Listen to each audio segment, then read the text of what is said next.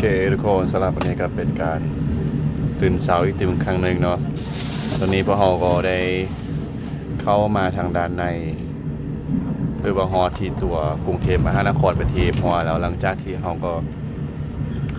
ได้นอนเกือบว่ารับแน่บ่รับแน่เนื่องจากว่ามันก็ได้ยินเสียงเครื่องจากมันดังตรึแต่สุดทางนะแต่ก็อย่างน้อยก็ได้รับได้นอนแล้วเนาะตอนนี้เราก็ดีใจที่ว่าได้มาฮอดตอนนี้มาฮอดที่สถานีรังสิตแล้วทุกคน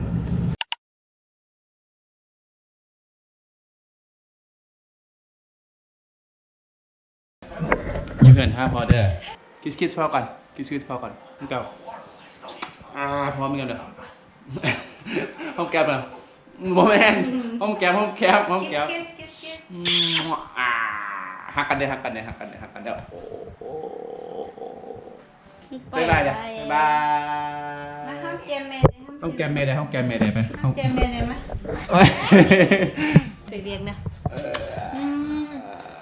ชื่นใจดิโอเคสำหรับตอนนี้น้องกุ๊ดเองก็กำลังจะออกจากบ้านไปเองเนาะก่อนจะออกไปก็ต้องได้ครอบลูกครอบเต้าก่อนเนาะจะว่าเขาไปประมาณอาทิตย์หนึ่งเนาะในครั้งนี้เดินทาง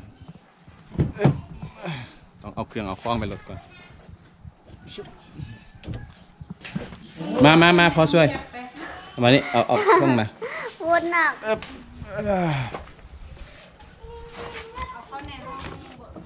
โอเคทุกคนสำหรับตอนนี้นะกูเองก็กำลังจะเดินทางไปที่กรุงเทพมหานครตอนนี้ก็เป็นเวลา 10:46 นาทีเรากำลังจะเดินทางไปที่สถานีรถไฟลาวจีนเพราะว่าเขาต้องขึ้นรถไฟอยู่ที่ร่มพระบางก่อนแล้วก็จะไปฮอดเวียงจันทร์หลังจากนั้นเขาก็จะเดินทางต่อไปฮอดสถานีคำสวัสดิ์เนาะเป็นสถานีรถไฟคำสวัสดิ์เพื่อจะมุ่งหน้าไปที่กรุงเทพอภิวัตนั่นเองทุกคนบอกเลยว่าเดินทางในมื้อนี้เป็นการแข่งกับเวลาเนาะเพราะว่ามื้อนี้ประมาณอย่างน้อยก่อนหน้าประมาณ6 โมงปลายหรือว่า6 โมง 25 นาทีช่วงแรงๆน่ะคือก็ต้องได้ไปฮอดสถานีคำสวัสดิ์เพราะว่ารถไฟจะออกตอนนั้นคือมื้อนี้จะเป็นการเดินทางแบบต่อเนื่องเลยไปฮอดปุ๊บเดินทางต่อจะแบบบ่มีพักมีเบรกนะ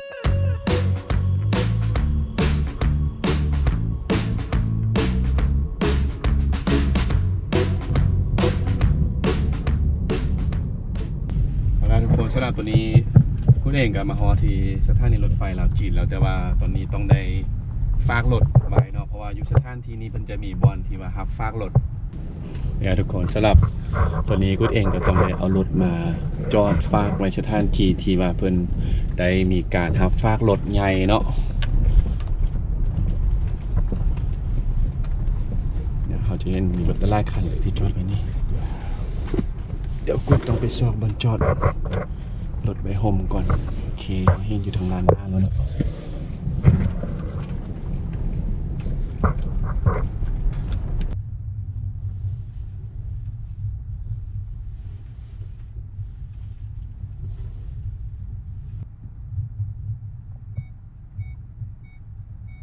ในการเดินทางในครั้งนี้นะคุณเองก็จะพาทุกคนได้มาเบิ่งนำกันเนาะว่าเราเดินทางจาก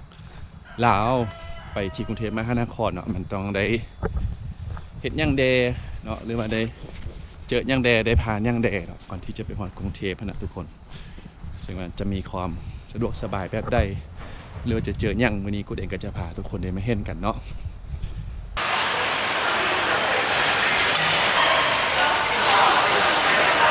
โอเคทุกคนสำหรับตอนนี้ก็กูเองก็ต้องได้รอท่ารถไฟนะเพราะว่าความจริงนะรถไฟมันจะอยู่ประมาณ 12:45 นาทีแต่ว่าตอนนี้รถไฟเลทประมาณ30 นาทีเนาะรถไฟเลทประมาณ30 นาทีฉะนั้นผู้เด็กก็ต้องได้รอท่ารถไฟอีกประมาณชั่วโมงกว่าทุกคนรถไฟก็จะออกอยู่ประมาณ 13 โมงนาทีเนาะฉะนั้นก็เลยว่าต้องได้รอท่ารถไฟเลท30 นาทีทุกคน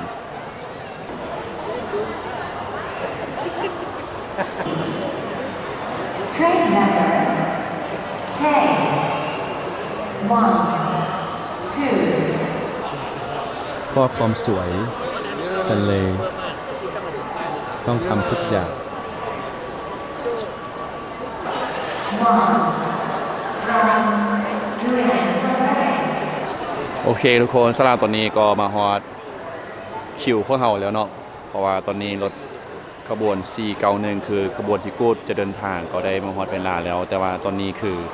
สังเกตเห็นก็คือคนต่อคิวยาวเลยทุกคนสำหรับขบวนนี้เนาะคนไล่พอสมควรเนาะที่บิดคือว่าคนจะบ่ไล่แต่ว่ามาเบิ่งแล้วนี้ยาวเหยียดกันเลยทุกคนโอเคเดี๋ยวเราจะเดินทางกันแล้วเนาะแต่ว่ากูดแก๊บกังวลนิดนึงเนาะเพราะว่ารถไฟมันเลท30 นาทีซึ่งว่ากูดกับยานจะบ่ไปฮอดสถานีตุกคำสวัสดิ์ทันโมงนะทุกคนแต่ว่าคิดว่ายังคงมีเวลาอยู่เนาะ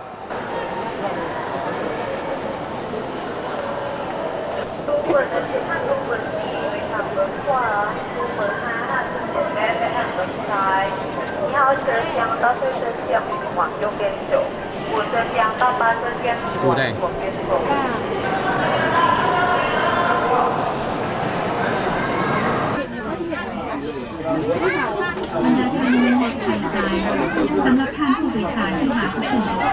โอเคทุกคนสำหรับตอนนี้เขาก็กำลังมุ่งหน้าไปที่สถานีรถไฟที่นครหลวงเวียงจันทร์สำหรับค่าโดยสารเขาเดินทางจากโรงพยาบาลไปเวียงจันทร์เนี่ยก็ประมาณ340,000 กีบ340,000 กีบคันถ้าว่าตกเป็นเงินบาทนี่ก็สิถืออยู่ประมาณ550 บาทเนาะถ้าว่าเป็นเงินบาทไทยนะทุกคนคือจากโรงพยาบาลไปที่เวียงจันทร์เนาะค่าโดยสารก็ระยะเวลาในการเดินทางในกาซีอยู่ประมาณ2 ชั่วโมงแล้วทุกคนแต่ว่าตอนนี้เขาก็มาลุ้นเบิ่งนำกันเนาะว่าเขาจะไปทันสถานีรถไฟคำสะบาดเพราะว่ารถไฟมันเลท30 นาทีนะทุกคนเนาะเพราะว่าปกติเขาต้องไปฮอดพูนประมาณ3 โมงแต่ว่าตอนนี้มันก็เป็นอยู่3 โมงครึ่ง3 โมง 30 นาที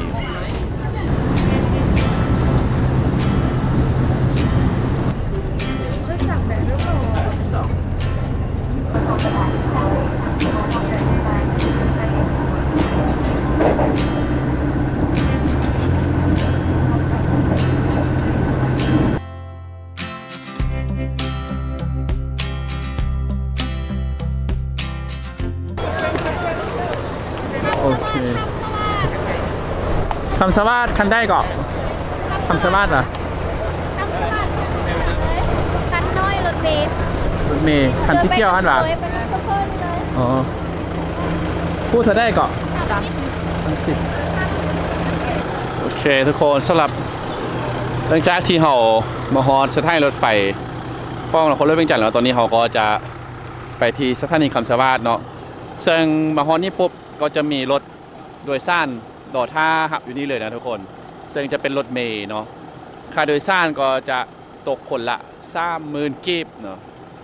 30,000 กีบหรือว่า30,000 กีบซึ่งว่าเขาจะนั่งรถเมล์นี่เพื่อจะไปที่สถานีรถไฟคำสวัสดิ์นั่นเองเนาะ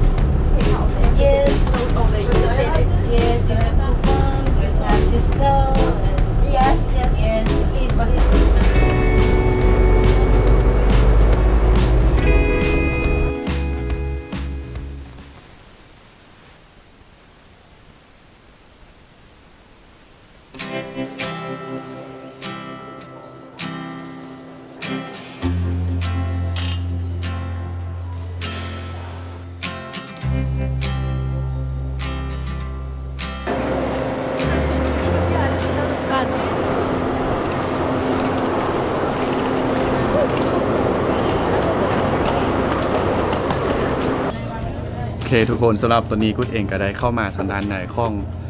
รถไฟไปทีมหัวแล้วเนาะสำหรับวันจุดที่กุ๊ดได้จองไว้ก็คือจะเป็นชั้นซ่องเป็นบนเตียงนอนนั่นเองเนาะก็จะเป็นเตียงซ่องชั้นอยู่ในเนาะก็จะมีตามนัมเบอร์แล้วเนาะก็คือจะมีเบอร์ 1เบอร์2เบอร์3เบอร์4ซึ่งบนกุ๊ดจองในก็จะเป็นชั้นถึงชั้นถึงนี่ทุกคนเนาะแล้วก็4 ภรรยาเนาะ อันนี้ทางเมียกูดเนาะเป็นก็จะนั่งอยู่ชั้นซ่องบอกเลยว่าสภาพอากาศทางด้านในนี่ก็ถือว่าเย็นหลายเนาะแอร์เย็น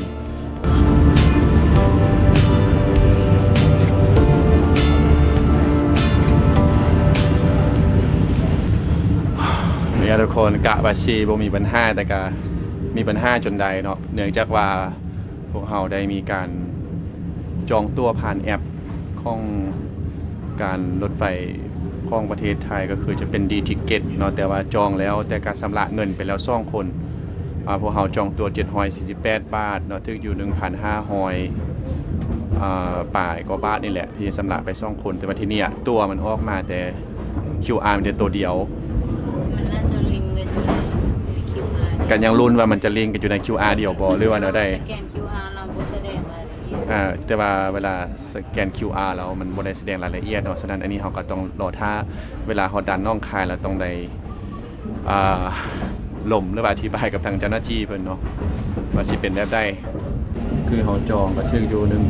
1,568 บาทแล้วเนาะแต่ว่า QR ตัวนี้มันบ่ QR นี่ขึ้นแต่อันเดียวแต่ว่าเราไปเข้าเบิ่งรายละเอียดก็บ่เห็นมันบ่โอเคตอนนี้สำหรับตอนนี้เขาก็มาฮอดสถานีรถไฟที่ดันน้องคายไปที่ฮอดแล้วทุกคนเดี๋ยว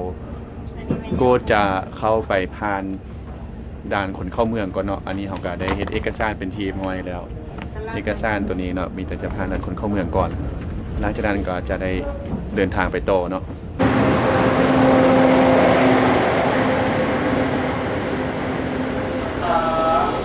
ตัวพิเศษ2ออกรอบรุ่ง40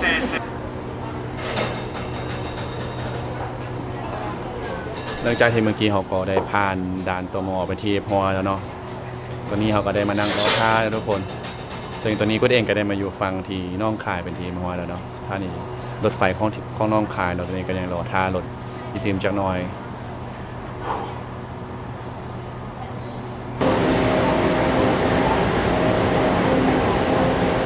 โอเคทุกคนสำหรับตัวนี้กูเองก็จะมารีวิวเป็นบอลเป็นชั้นเตียงนอนนะหรือว่าเป็นก็แล้วเป็นชั้นนี่ก็ชั้นซ่องแต่ว่าจะเป็นชั้นที่เป็นชั้นเตียงนอนคืออยู่ทางด้านไหนจะมีไม่ย่างแดเนาะเดี๋ยวมื้อนี้กูก็จะมารีวิวทุกคนนี้ให้กันนี่เป็นครั้งในอิดเลยเนาะที่ว่ากูได้มานั่งอยู่ในชั้นนี้หรือว่านอนในชั้นนี้คือเขาเข้ามาทำอิดเลยเนาะก็คือเขาจะได้เห็นเลยว่าจะมีชั้นวางเครื่อง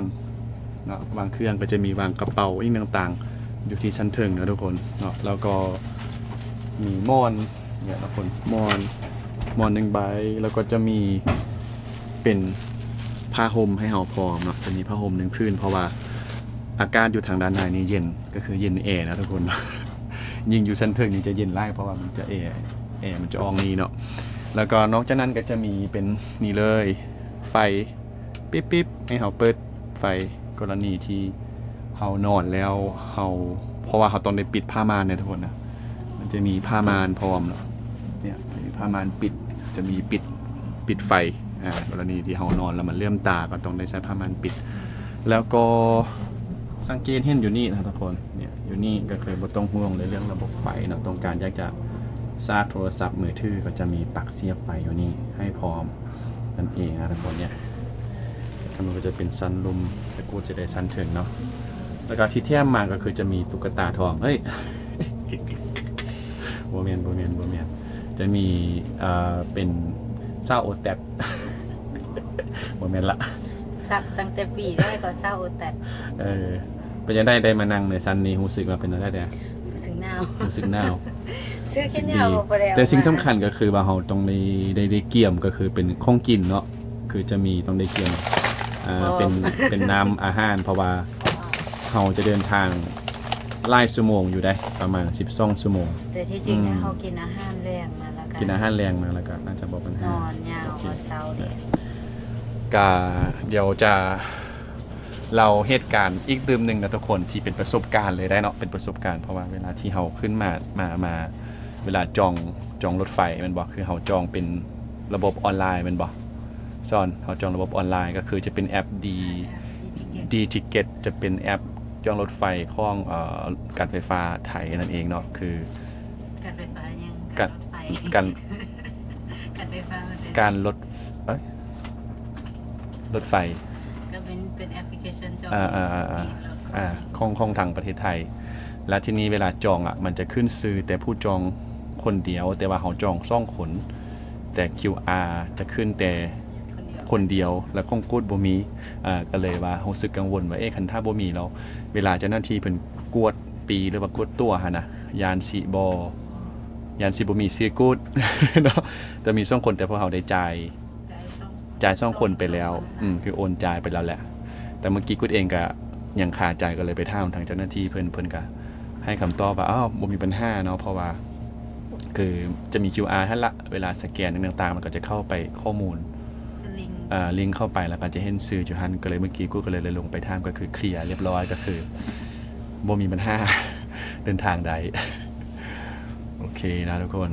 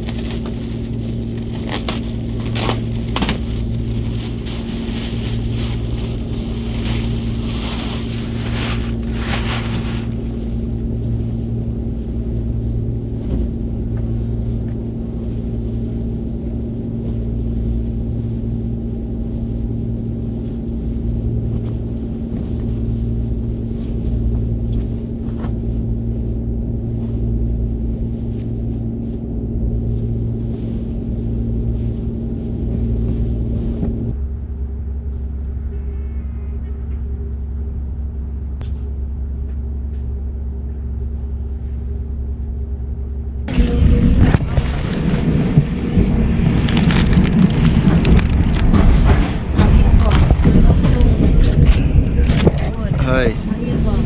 จังเลยก่อนน้ำแดงน้ำมาไหมน้ำไม่ได้อยากกินข้าวแล้ว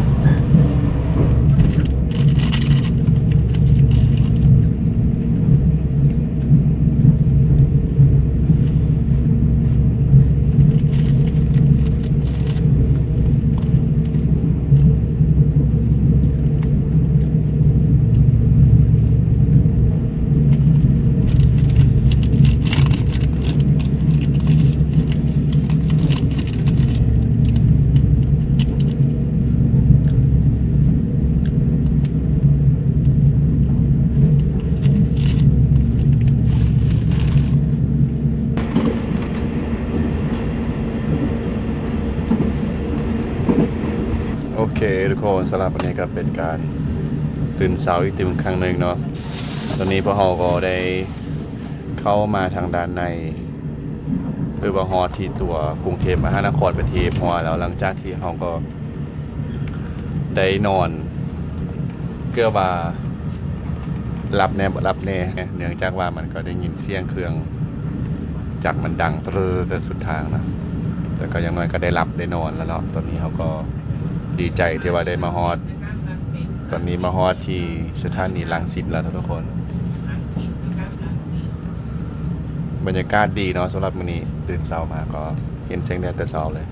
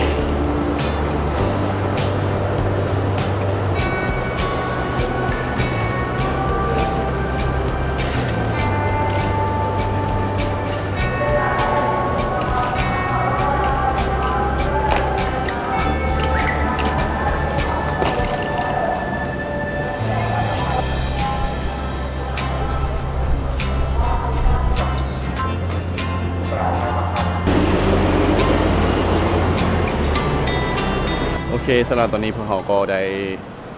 ออกมาทางด้านนอกของสถานีรถไฟบางเสียเพไปแล้วเนาะเพราะว่าตัวนี้กำลังรอท่ารถที่จะมาหับอยู่เนาะเดี๋ยวหลังจากนี้เราก็จะได้ไปซอกบอลกินข้าวก่อนเนาะ ขบวนรถเรือเลขที่172คันที่6คันที่7และคันที่12สามารถติดต่อรับคืนได้ที่ห้องจัดเก็บ